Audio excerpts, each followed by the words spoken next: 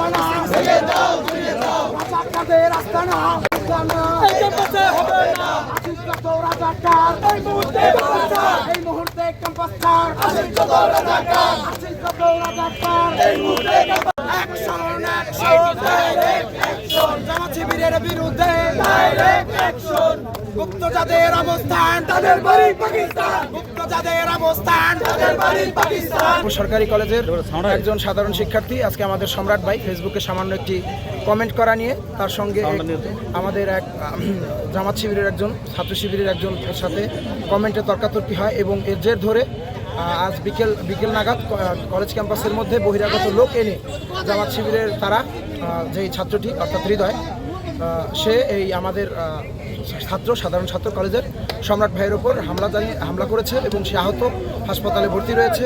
সে একা ছিল, তার সাথে বহিরাগত আরও লোক এনে তাকে হামলা চালানো হয়েছে। তার উপর অতর্কিত হামলায় সে আহত হয়ে বর্তমানে মাদারীপুর সদর হসপিটালে ভর্তি রয়েছে। আমরা এই বিষয়টিকে কলেজ প্রশাসনকে জানিয়েও কোনো প্রকার আশ্বাস না পেয়ে আমরা এই রাজপথ দখল করার জন্য আন্দোলনে নেমেছি মাদারীপুর সরকারি কলেজের ছাত্রাবাস এবং মাদারীপুর কলেজের সকল ছাত্রছাত্রীদেরকে। ধন্যবাদ।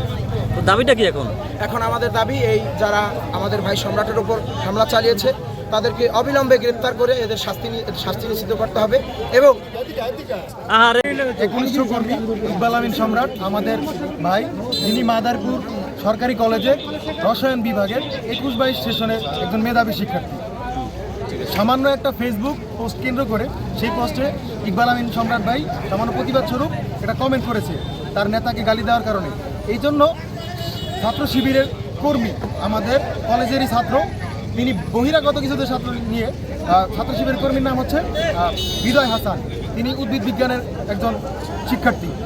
তিনি বহিরাগত কিছু শিক্ষার্থীদের এবং বহিরাগত কিছু মানুষ নিয়ে আসা আমাদের কলেজের সামনে লাইব্রেরির সামনে তাকে মারধর করে এবং পালায়া যেতে নিলেও তারপরেও আমাদের ভাইকে তারা বেধড়কভাবে পিটায়। এখন দাবি কি আপনাদের? আমাদের দাবি এটার জন্য উপযুক্ত শাস্তি ব্যবস্থা করা হয়। এর আগেও আমাদের কলেজে বহিরাগতরা আইসা শিক্ষার্থীদেরকে মারধর করেছে।